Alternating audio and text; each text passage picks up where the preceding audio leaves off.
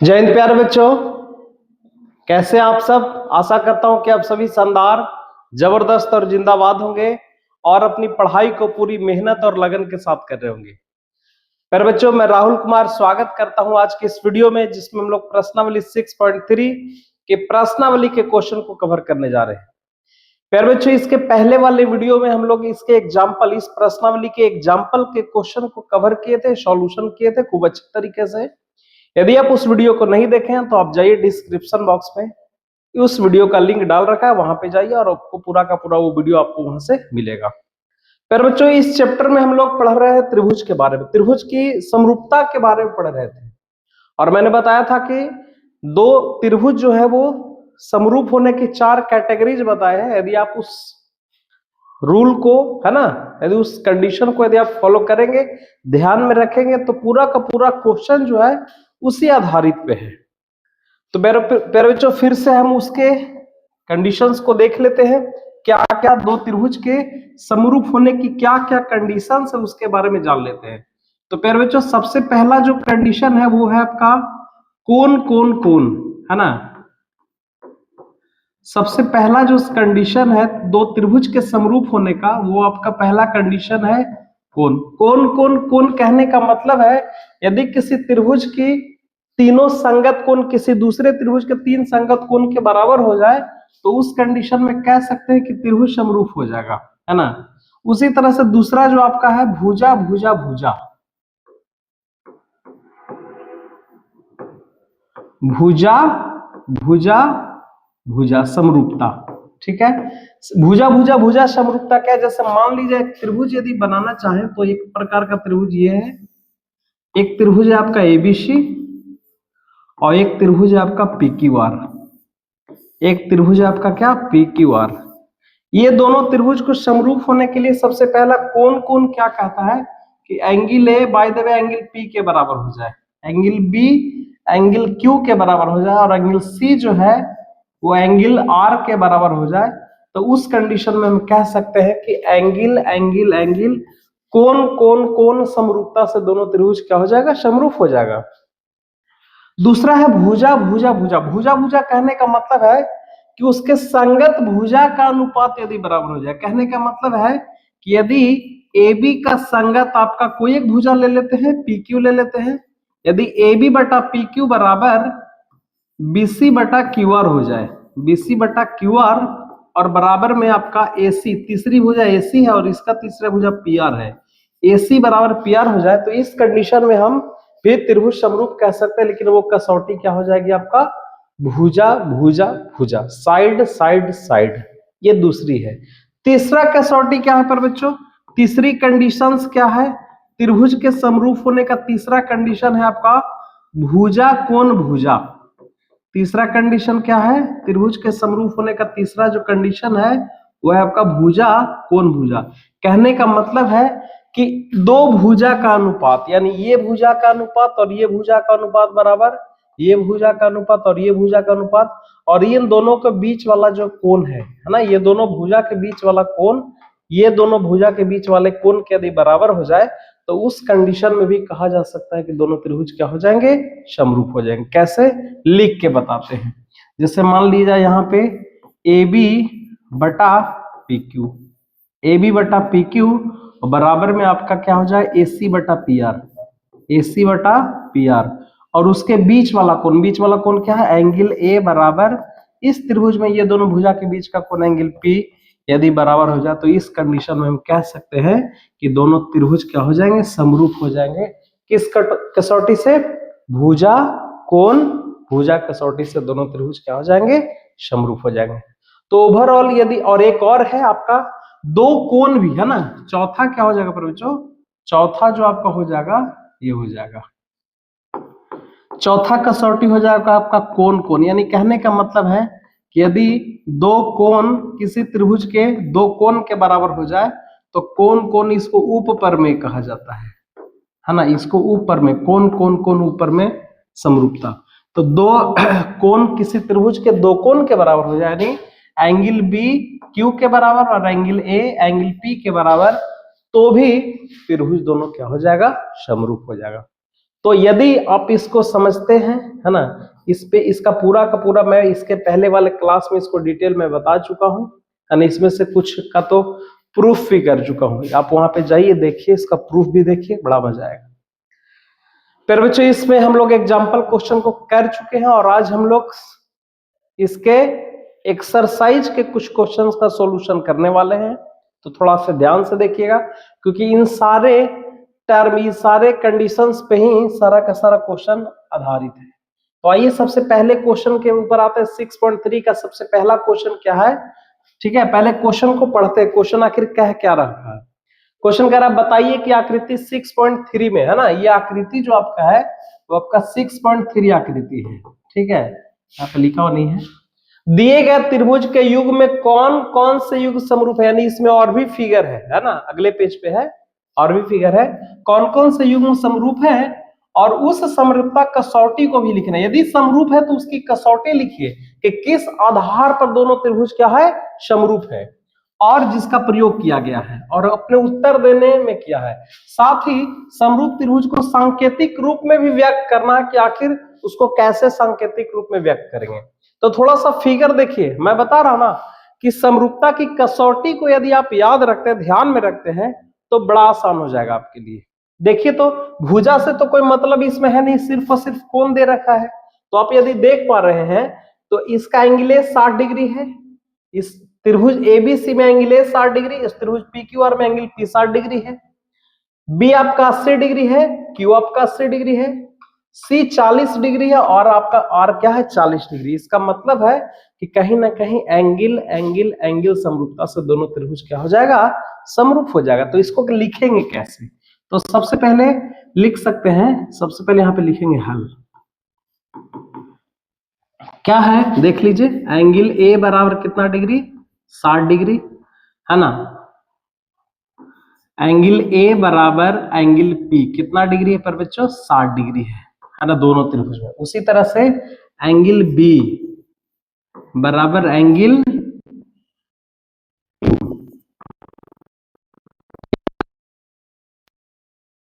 सी, angle C बराबर angle are कितना degree है, 40 डिग्री है। तो इस तरह से हम देख सकते हैं कि दोनों त्रिभुज क्या हो जाएगा, समरूप। क्यों, कैसे, तो लिखेंगे त्रिभुज, आप त्रिभुज का नाम देना, देखो सांकेतिक रूप में, तो ए पी के बराबर है तो हम त्रिभुज एक एबीसी लिख देते हैं, त्रिभुज एबीसी समरूप त्रिभुज। अब ए पी के बराबर था तो यहाँ पे सबसे पहले पी लिखेंगे, बी क्यू के बराबर था तो क्यू लिखेंगे, सी आर के बराबर था यहाँ पे आर। त्रिभुज को लिखने में बस यही ध्यान में रखना कि ए पी के बराबर था तो ए जहां पे वहीं पे पी आएगा, बी क्यू के बराबर था तो जहां पे बी है, हम गलती से भी आर को पहले नहीं लिख सकते हैं, क्योंकि संगत का मतलब यही होता है, संगत का मतलब संगत, ए का संगत पी, बी का संगत क्यू और सी का संगत आर, बस इतना ध्यान में रखना है।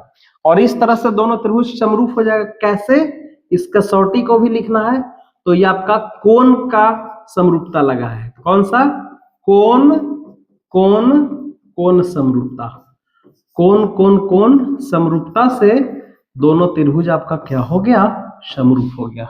कौन कौन समरूपता लगा, तो यही कह रहा था क्वेश्चन में, कौन से युग्म समरूप है, ये समरूप है। समरूपता की कसौटी लिखना है और उसको सांकेतिक रूप में, सांकेतिक रूप में लिखने का मतलब यही होता है। तो प्यारे बच्चों, आशा करता हूं कि समझ में आ गया होगा, ठीक है।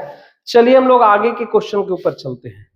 नेक्स्ट क्वेश्चन में एक और फिगर है, आप देख सकते हैं, इस फिगर को भी देखिए। इसमें अगर में कोण नहीं दिया हुआ है, भुजा दिया हुआ है, तो भुजा से चलते हैं, है ना। कैसे चलेंगे थोड़ा दीजिए, यहाँ पे AB2 दिया हुआ है ना, और यहाँ पे आपका देख QR 4 दिया हुआ है। तो देखते हैं AB बटा QR निकालते हैं।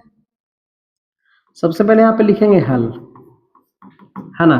AB बटा QR निकाल लीजिए, AB बटा QR क्या हो जाएगा, AB का वैल्यू है 2 और QR का वैल्यू है 4।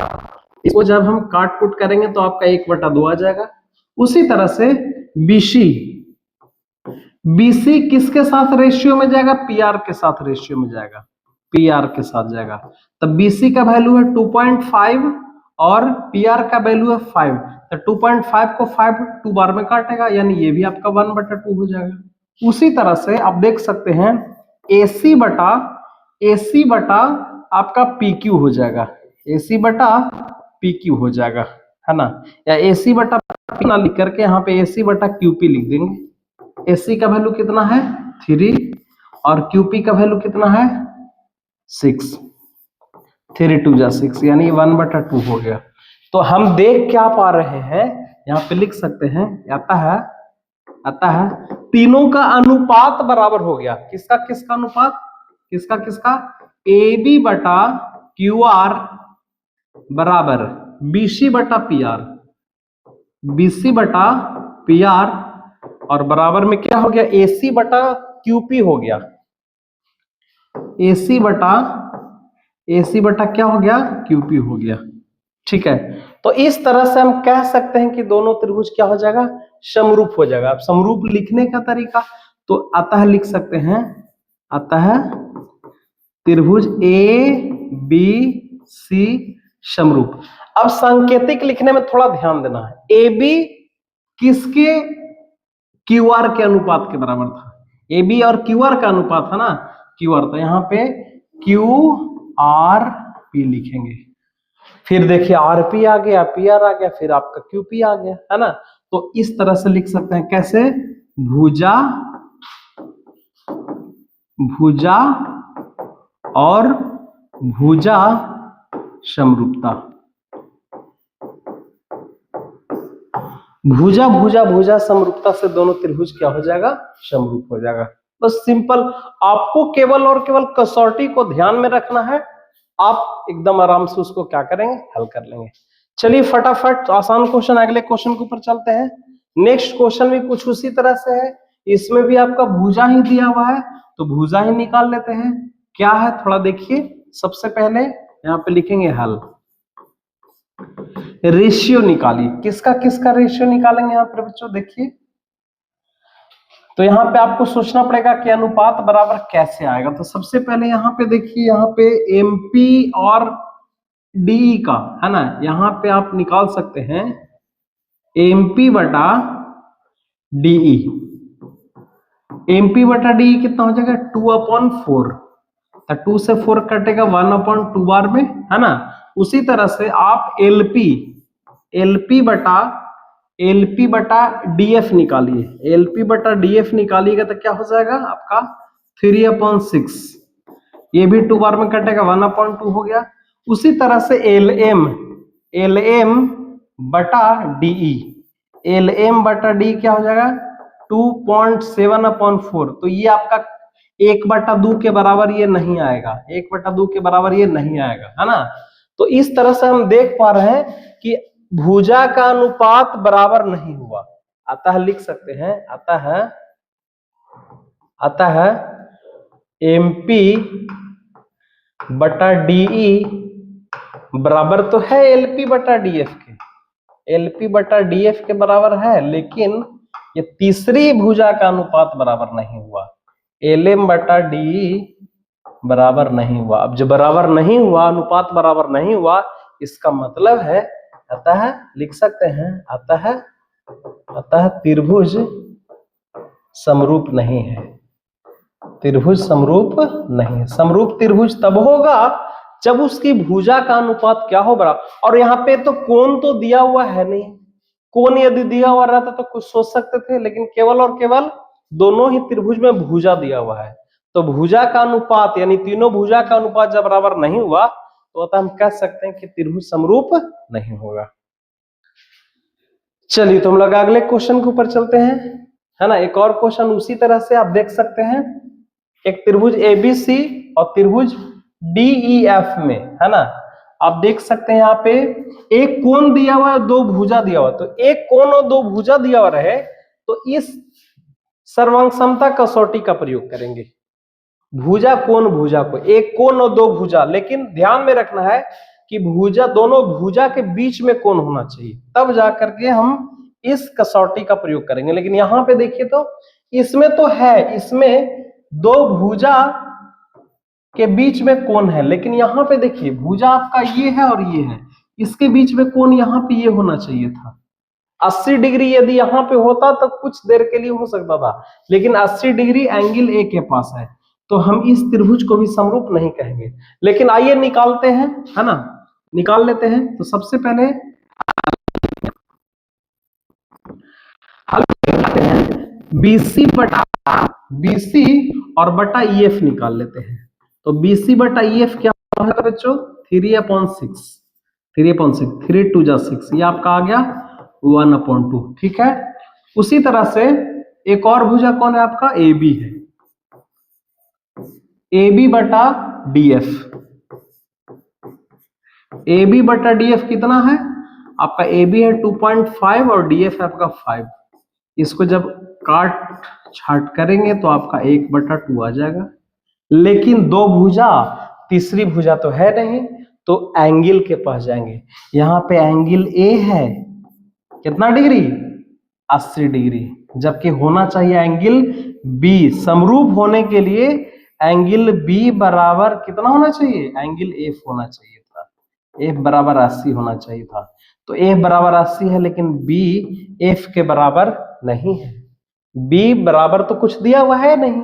बीच का कोण जब तक बराबर नहीं होगा, जब तक त्रिभुज समरूप नहीं कह सकते हैं। तो अतः इसको भी लिख सकते हैं। अब जब त्रिभुज समरूप है ही नहीं तो त्रिभुज का नाम कैसे लिखें, है ना? और जब नाम नहीं लिखे तो उसका संकेत का प्रयोग नहीं कर सकते हैं। तो लिख सकते हैं कि अतः त्रिभुज समरूप नहीं है, त्रिभुज समरूप नहीं है। क्योंकि त्रिभुज को समरूप होने के लिए कम से कम ये एंगल बी जो है 80 डिग्री हो जाता तो त्रिभुज समरूप हो जाता। क्यों? क्योंकि यहाँ पे बीच में 80 डिग्री है और यहाँ दोनों भुजा के बीच में कितना डिग्री होना चाहिए? 80 डिग्री होना चाहिए। तो उम्मीद करता हूं प्यारे बच्चों समझ में आ रहा होगा। किसी प्रकार का यदि दिक्कत है तो आप कमेंट्स में कमेंट करिए। और प्यारे बच्चों क्लास को लाइक कर दीजिए, शेयर कर दीजिए, और यदि आप इस चैनल पर नए हैं तो प्यारे बच्चों सब्सक्राइब कर दीजिए। नेक्स्ट, आइए हम लोग नेक्स्ट क्वेश्चन के ऊपर चलते हैं। नेक्स्ट क्वेश्चन में कुछ उसी तरह से देख लेते हैं। नेक्स्ट क्वेश्चन, इसमें दो कोण दिया हुआ है प्यारे बच्चों, किसमें? त्रिभुज डीएफ में। चलते हैं, सबसे पहले यहाँ पे हल लिख लेते हैं। त्रिभुज डी ई एफ में क्या क्या दिया हुआ है थोड़ा देखिए। तो एंगल डी बराबर क्या दिया हुआ है? डी बराबर आपका 70 डिग्री दिया हुआ है, 70 डिग्री। और क्या दिया हुआ है? एंगल ई बराबर दिया हुआ आपका 80 डिग्री। तो क्या हम एंगल एफ निकाल सकते हैं? ये त्रिभुज है और त्रिभुज के तीनों कोणों का योग कितना डिग्री होता है? 180 डिग्री होता है। और दो कोण दिया होता है, एफ तो निकाल सकते हैं। एफ कैसे निकलेगा? तो 180 डिग्री में से ये दोनों को जोड़ के घटा लीजिए, 70 + 80, तो क्या हो जाएगा?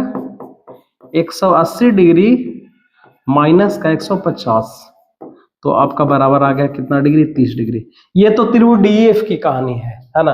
आगे वाले त्रिभुज में चलिए, किसमें? त्रिभुज पी क्यू आर में। त्रिभुज पी क्यू आर में इसमें क्या कहानी है? तो एंगल क्यू बराबर दिया हुआ है। एंगल क्यू बराबर कितना डिग्री दिया हुआ? 80 डिग्री दिया हुआ है ना? और एंगल आर बराबर कितना दिया डिग्री दिया हुआ? 30 डिग्री दिया हुआ है। तो आइए तो एंगल पी निकाल लेते हैं। उसी तरह से त्रिभुज के तीनों कोणों का योग कितना डिग्री होता है? 180 डिग्री होता है। तो 180 में से दोनों को जोड़ के घटा लेंगे तो मेरा काम हो जाएगा 80 + 30 डिग्री। क्या हो जाएगा पर बच्चों? 180 डिग्री माइनस 80 और 30 कितना हो जाएगा? 110 डिग्री। 110 और 110, 180 में से 110 माइनस होगा तो कितना डिग्री हो जाएगा? 70 डिग्री। अब आप f का मान कितना हो गया? f का मान आपका आ गया 30 डिग्री, f का मान 30 डिग्री, और p का मान कितना डिग्री हो गया? 70 डिग्री। अब थोड़ा सा मैचिंग करके देखिए कि क्या संगत कोण बराबर आया। इसमें एक कोण 70 डिग्री, इसमें भी एक कोण 70 डिग्री, इसमें E 80 डिग्री, यहाँ पे Q 80 डिग्री, यहाँ पे F 30 डिग्री, यहाँ पे R 30 डिग्री। अतः दोनों त्रिभुज एंगल एंगल एंगल यानी कोण कोण कोण समरूपता से दोनों त्रिभुज क्या हो जाएगा? समरूप हो जाएगा। इसको यहाँ पे लिख देते हैं। कैसे? ध्यान दीजिए। तो किसी एक कोण को लेके चलते हैं। कौन? Angle D. एंगल डी बराबर हो गया किसके? एंगल पी के। कितना डिग्री आ गया? 70 डिग्री। उसी तरह से एंगल ई बराबर हो गया, एंगल ई बराबर एंगल क्यू बराबर कितना डिग्री हो गया? 80 डिग्री हो गया। हो गया ना? और उसी तरह से एंगल एफ बराबर एंगल आर कितना डिग्री हो गया? 30 डिग्री। इसीलिए लिख सकते हैं कि त्रिभुज, नाम दे दीजिए DEF, समरूप त्रिभुज कौन सा, PQR, त्रिभुज PQR। कैसे, एंगल एंगल एंगल समरूपता से, समरूपता से दोनों त्रिभुज क्या हो गया, समरूप हो गया। तो आई होप प्यारे बच्चों ये भी क्वेश्चन आसानी से समझ में आ गया हो कि बिल्कुल ये आसान समरूपता पे है ना। अभी जबरदस्त और मजेदार क्वेश्चन तो आगे आने वाला है, ठीक है, जो कि वो भी उसी कसौटी पे चलेगा। चलिए, तो इस तरह से क्वेश्चन नंबर 1 में हम लोग 4 क्वेश्चन को देखें। अब हम लोग क्वेश्चन नंबर, है ना, हाँ, क्वेश्चन नंबर 2 के ऊपर चलते हैं। क्वेश्चन नंबर 2 क्या है, थोड़ा ध्यान दीजिएगा। क्वेश्चन नंबर 2 है प्यारे बच्चों कि 6.3 एक फिगर दे रखा है और त्रिभुज ODC और त्रिभुज OBA समरूप है ना। देखिए OBA यानी दो त्रिभुज बन रहा है, एक ये त्रिभुज है और एक ये त्रिभुज है। दोनों त्रिभुज जो है वो समरूप दे रखा है, ठीक है। और एंगल BOC 125 डिग्री दे रखा है। BOC ये वाला कोण 125 डिग्री दे रखा है और CDO ये कोण आपका 70 डिग्री दे रखा है, ठीक है। तो कौन कौन कौन निकालना है, एंगल DOC निकालना है। DOC ये वाला कोण आपको निकाल लेना है, DOC ये कोण, और DOC फिर DCO निकालना है, DCO ये वाला कोण निकाल लेना है, और उसके बाद फिर एंगल OAB ये वाला कोण निकाल लेना। फिर जो बड़ा ही आसान क्वेश्चन है एकदम, और एक बार बोर्ड में ये पूछ चुका है क्वेश्चन, तो थोड़ा ध्यान से देखिए। सबसे पहले जो दिया उसको लिखते हैं। क्या क्या दिया हुआ है ध्यान दीजिएगा, लिखेंगे दिया है त्रिभुज ODC समरूप त्रिभुज OBA। और क्या दिया हुआ है, त्रिभुज दिया हुआ है एंगल OBC से, यहाँ पे एंगल होगा, यहाँ पे थोड़ा मिस्टेक हो गया, एंगल BOC बराबर कितना डिग्री दिया, 125 डिग्री दिया हुआ है, ठीक है। और एंगल CDO है ना, ये भी आपका एंगल होना चाहिए, तो मिस्टेक से कर दिया है। एंगल CDO बराबर कितना है, 70 डिग्री, ठीक है। तो बाकी जो कोण निकालना है उसको निकल जाएगा। सबसे पहले देखिए यहाँ पे थोड़ा सा ध्यान दीजिएगा, क्लास 9th में हम लोग पढ़े थे कि एक रेखा पे 180 डिग्री का कोण बनता है ना। एक रेखा पे कितना डिग्री का कोण बनता है, 180 डिग्री रैखिक अभिग्रही से। तो यहाँ पे लिख सकते हैं कि चूंकि angle DOC plus angle OCB है ना, सॉरी COB, एंगल COB बराबर हम 180 डिग्री लिख सकते हैं, और इसको ब्रैकेट में लिख सकते हैं कैसे, रैखिक युग्म अभिग्रही से, रैखिक युग्म अभिग्रहित से। क्योंकि रैखिक अभिग्रहित यही है कि एक रेखा पे, है ना, मान लिया जाए ये एक रेखा है और इस रेखा पे एक और रेखा आती है, तो इस प्रकार दो आसन कोण बनते हैं, ये दोनों कोणों का योग 180 डिग्री होता है। उसी तरह से DB एक रेखा है, तो जाहिर सी बात है ये दोनों कोणों का योग 180 डिग्री तो होगा ही होगा, है ना। अब देखिए DOC का मान पर बच्चों यहां से निकालना, तो देखिए यहां से निकल जाएगा, कैसे, ध्यान दीजिएगा, एंगल DOC प्लस COB का मान 125 डिग्री है और बराबर में 180 डिग्री। आप 125 को उस तरफ लेकर के आ जाइए, तो क्या हो जाएगा, एंगल DOC बराबर 180 और माइनस का 125, है ना। 180 में से 125 घटा देंगे तो आपका 55 डिग्री आ जाएगा।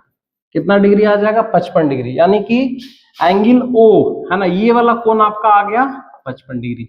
अब जब ये कोण 55 डिग्री आ गया तो त्रिभुज DOC में चलेंगे, है ना, किसमें, त्रिभुज DOC में। त्रिभुज के तीनों कोणों का DOC में तीनों कोणों का योग हो जाएगा कितना डिग्री, 180 डिग्री। नाम लिखिए एंगल ODC, क्या क्या हो जाएगा, angle ODC plus angle DOC और प्लस एंगल DCO, DCO बराबर कितना डिग्री, 180 डिग्री। देखिए तो किसका किसका मान आ गया है। ओडीसी अपना 70 डिग्री दिया हुआ था, ओडीसी कितना दिया हुआ था, ओडीसी या सीडीओ 70 डिग्री दिया हुआ था, ठीक है। और डीओ से अभी निकाल के आ गया कितना डिग्री, 55 डिग्री। और प्लस डीसीओ, डीसीओ का मान यहां से निकल जाएगा, डीसीओ बराबर 180 है। आप इसको ये दोनों को जोड़ करके उधर घटा दीजिए तो क्या हो जाएगा, एंगल डीसीओ बराबर 180 डिग्री और माइनस 125 डिग्री, 125 डिग्री। तो ये भी आपका कितना डिग्री हो गया, 55 डिग्री। यानी एंगल डीसीओ का मान भी कितना डिग्री आ गया, ये भी आपका 55 डिग्री आ गया। अब रह गया ओएबी, कौन सा कौन, ओएबी। तो चूंकि देखिए यहाँ पे आप समझिएगा कि लिखेंगे, चूंकि त्रिभुज समरूप था ना, त्रिभुज ओ डी सी समरूप है त्रिभुज किसके, ओ बी ए के, है ना। तो समरूप त्रिभुज का संगत कोण प्यारे बच्चों बराबर होता है, समरूप त्रिभुज का संगत कोण क्या होता है, बराबर होता है। तो सी का संगत क्या हो जाएगा, सी यहाँ पे है तो सी का संगत ए हो जाएगा, यानी कि ओ ए बी कितना हो जाएगा, आता लिख सकते हैं कि एंगल डीसीओ बराबर angle O A B. DCO कितना निकल के आया, 55 डिग्री, तो ओ ए बी आपका कितना डिग्री हो गया, आपका 55 डिग्री हो जाएगा। तो इस तरह से हम लोग तीनों कोण निकाल लिए, एक कोण 55 डिग्री, ये वाला कोण 55 डिग्री, है ना। उसी तरह से और कौन, एंगल डीसीओ, डीसीओ भी 55 डिग्री आ गया, ये कोण भी 55 डिग्री, यानी कि तीनों कोण आपका कितना डिग्री आ गया, 55 डिग्री आ गया। और यही निकालना था बच्चों। तो आई होप क्वेश्चन समझ में आ गया होगा, एक बार अच्छे से देख लीजिए, उसके बाद फिर हम लोग अगले क्वेश्चन की ओर बढ़ते हैं।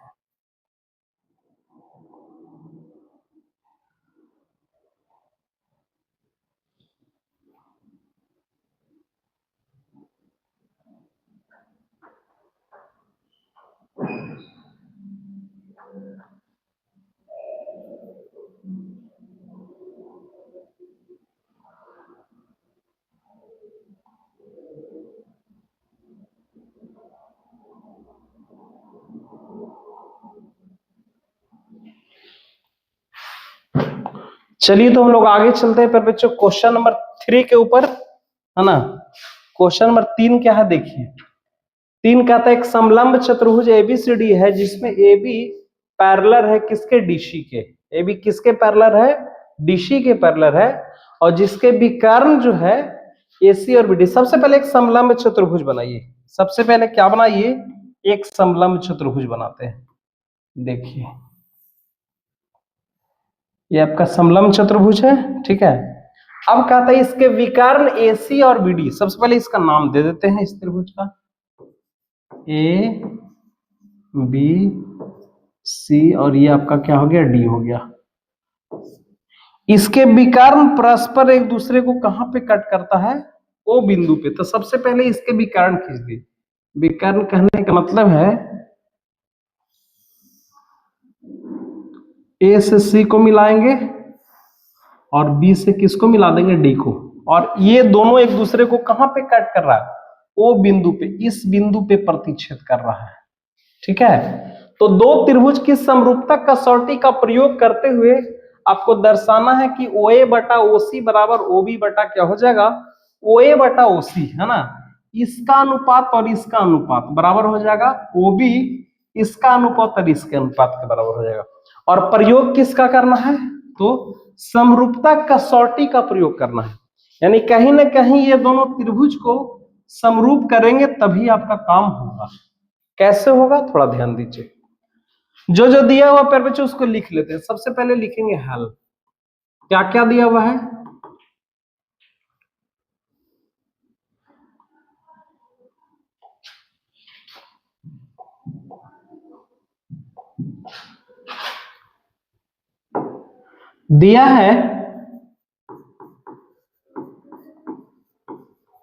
दिया है एबीसीडी एक समलंब चतुर्भुज है।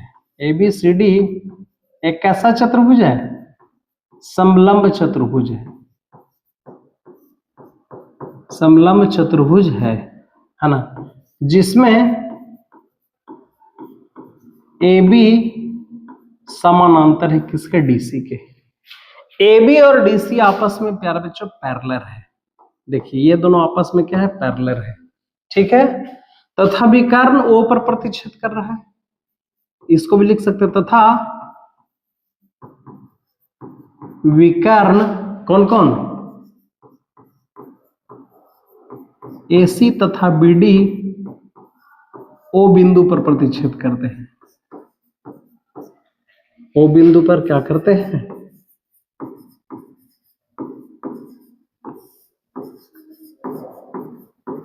प्रतिच्छेद करते हैं।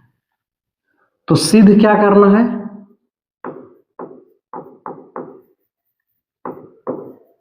सिद्ध करे कि OA बटा OC, OA बटा OC बराबर होगा OB बटा OD के, यही प्रूफ करना है। OA बटा OC सिद्ध करना है OB बटा OD के, और इसमें किसका प्रयोग करना है, समरूपता कसौटी का प्रयोग करके इसको क्या करना है, प्रूफ करना है। चलिए अच्छी बात है। देखिए तो समरूप करना पड़ेगा प्यारे बच्चों त्रिभुज AOB और त्रिभुज COD को। तो कैसे समरूप करेंगे, तो देखिए समानांतर दे रखा है, AB समानांतर DC है। तो देखिए तो AB और DC आपस में जब पैरेलल है और जब ये तिर्यक रेखा इसको काटेगा तो ये दोनों कोण कैसा कोण हो जाएगा, एकांतर कोण हो जाएगा, है ना। ये दोनों कोण प्यारे बच्चों एकांतर कोण हो जाएगा। कौन सा, एंगल ABO और एंगल ODC। और उसी तरह से ये दोनों कोण भी आपस में कैसा कोण हो जाएगा, एकांतर कोण हो जाएगा। उसी का प्रयोग करेंगे, प्रमाण या उपपत्ति लिखेंगे। चूंकि AB पैरेलल है किसके, CD के, AB पैरेलल CD, तो इसीलिए क्या हो जाएगा, यहां पे दो कोण हो जाएगा। कौन कौन, angle ABO, angle ABO, angle ABO बराबर एंगल ODC, एंगल ODC। और यहां से क्या हो जाएगा, एंगल BAO, एंगल BAO बराबर हो जाएगा एंगल किसके, OCD के, एंगल OCD के। तो इस तरह से अतः लिख सकते हैं दो कोण, अच्छा एक कोण ये भी बराबर हो जाएगा, ये कोण समूह कोण से बराबर हो जाएगा, तो दोनों त्रिभुज तो समरूप हो जाएगा, है ना। देखिए यहां पे आ जाइए, लिखेंगे कि आप इसमें त्रिभुज AOB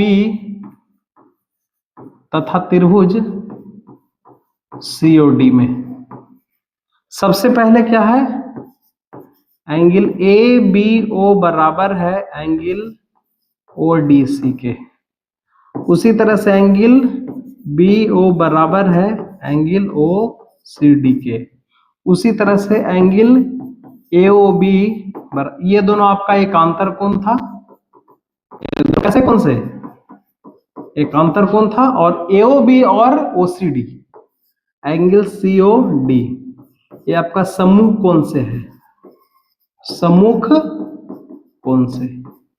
तो जब तीन कोण बराबर हो जाएगा पर बच्चों, तो जाहिर सी बात है कि एंगल एंगल एंगल समरूपता से दोनों त्रिभुज क्या हो जाएगा, समरूप हो जाएगा। इसीलिए लिख सकते हैं त्रिभुज AOB समरूप त्रिभुज COD। कैसे, एंगल एंगल एंगल समरूपता से, कोण कोण कोण समरूपता से दोनों त्रिभुज क्या हो गया, दोनों त्रिभुज समरूप किया। अब जब त्रिभुज समरूप तो संगत भुजा समानुपातिक, तो संगत भुजा कौन कौन है, AO, AO का संगत CO, या CO को OC भी लिख सकते हैं, OC और बराबर BO और बटा में ये DO हो गया। और प्यारे बच्चों यही प्रूफ करना था। देखिए OB बटा OD कहिए या BO बटा DO कहिए, यही आपको क्या करना था, प्रमाणित करना था, यही आपको क्या करना था, प्रूफ करना था। तो कह रखा था क्वेश्चन में कि समरूपता कसौटी का प्रयोग करके इसको क्या करना है, प्रूफ करना है। एक बार देख लीजिए अच्छे से, आई होप समझ में आ गया होगा, है ना। एक बार अच्छे से देख लीजिए।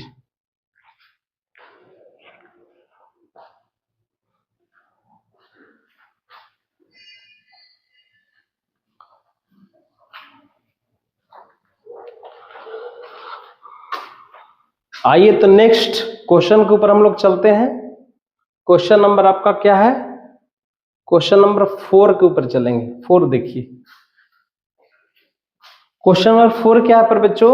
एक फिगर दे रखा है आकृति 6.36 में क्यू आर बटा क्यू एस बराबर क्यू टी बटा पी आर दे रखा है।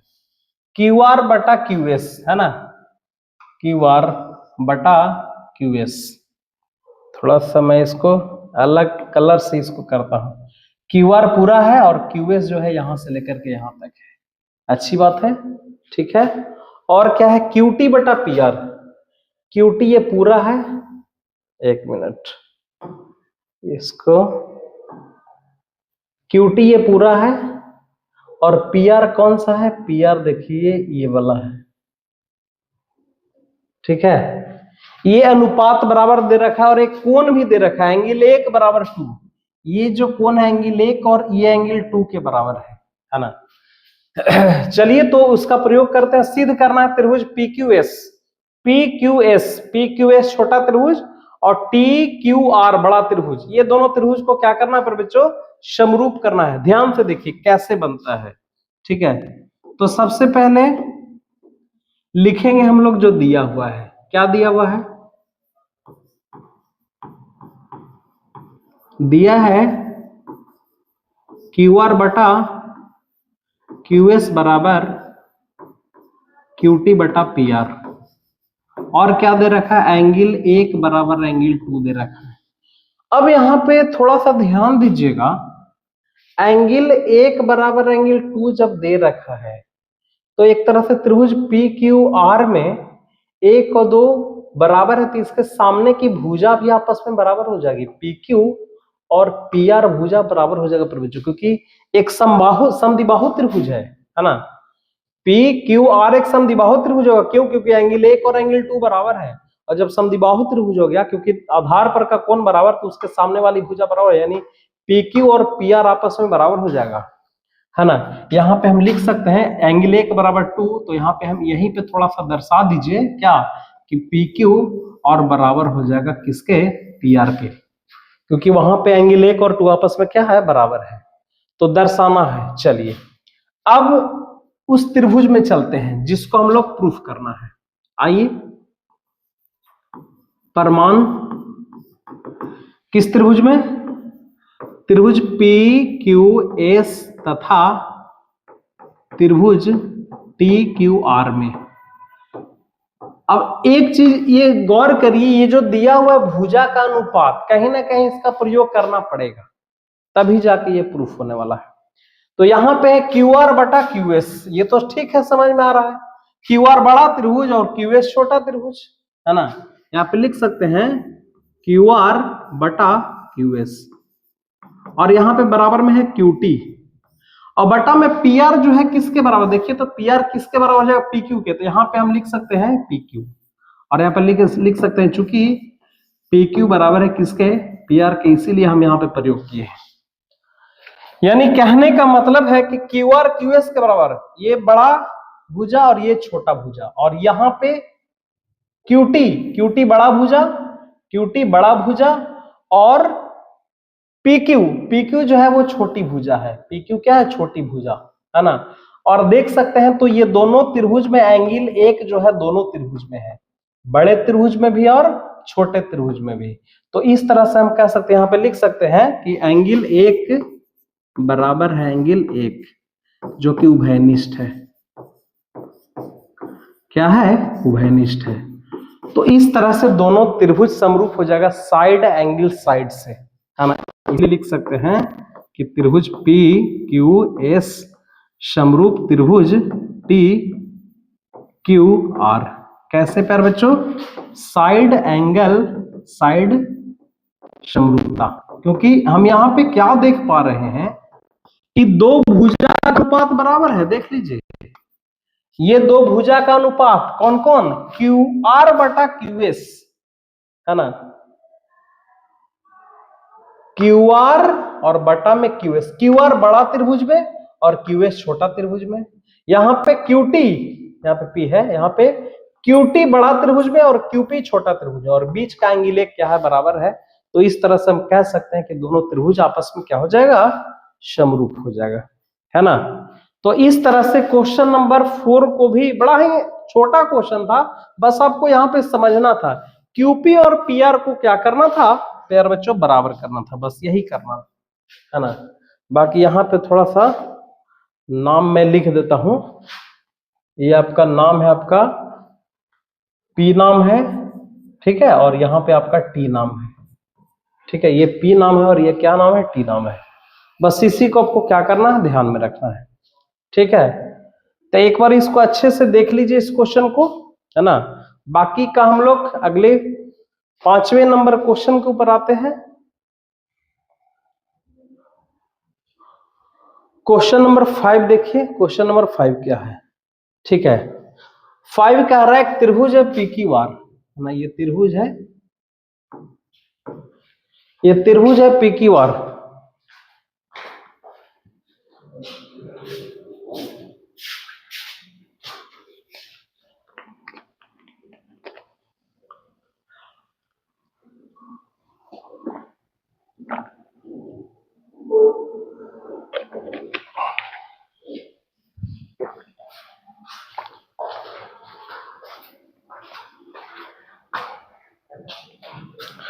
प्यार बच्चों त्रिभुज पी क्यू आर, एक इसमें फिगर विगर है नहीं, हम लोग फिगर खुद से बनाएंगे। देखिए एक त्रिभुज है पी क्यू आर, ठीक है, पी क्यू आर एक त्रिभुज है। पी क्यू आर की भुजा पी आर तथा क्यू आर पर क्रमशः एस और टी दो बिंदु है। क्यू आर और पी आर तथा क्यू आर पे, पी आर पे बिंदु एस है, यहां पे कहीं पे बिंदु एक एस है, और क्यू आर पे बिंदु आपका क्या है, टी है ना। क्यू आर पे बिंदु आपका क्या है, टी है, ध्यान दीजिएगा, ठीक है। इस प्रकार स्थित एक एंगल P बराबर एंगल RTS, इसको मिला देते हैं, काम करते हैं, इसको मिला देते हैं। दे रखा है कि एंगल P, ये जो कोण है वो इस कोण के बराबर है। एंगल P बराबर एंगल RTS, ये कोण के बराबर है। तो सिद्ध करना है कि त्रिभुज RPQ, है ना, RPQ बराबर होगा RTS के, ये प्रूफ करना है। तो थोड़ा सा देखिए कैसे प्रूफ होगा। एक कोण, दोनों त्रिभुज, बड़ा त्रिभुज में तो ये कोण और छोटा त्रिभुज का ये कोण बराबर है, और हम देख पा रहे हैं कि एंगल R जो है दोनों में है, छोटे त्रिभुज में भी है और बड़ा त्रिभुज में भी है। तो किसी त्रिभुज का जब दो कोण बराबर हो गया तो त्रिभुज समरूप कर सकते हैं, है ना। तो ये वेरी सिंपल है, देखिए कैसे बनेगा। सिंपल, इसको जैसे जो दिया उसको लिख लेते हैं। सबसे पहले क्या दिया है पर बच्चों, लिखेंगे, दिया है त्रिभुज पी क्यू आर में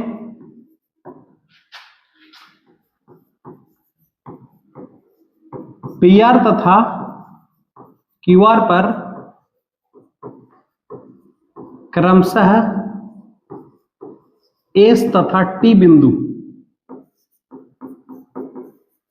टी बिंदु क्या है, स्थित है,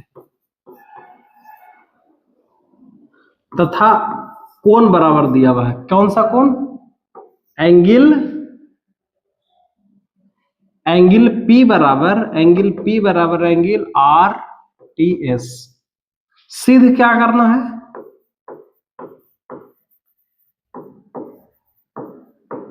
सिद्ध करना है कि त्रिभुज RPQ समरूप होगा त्रिभुज RTS के, है ना।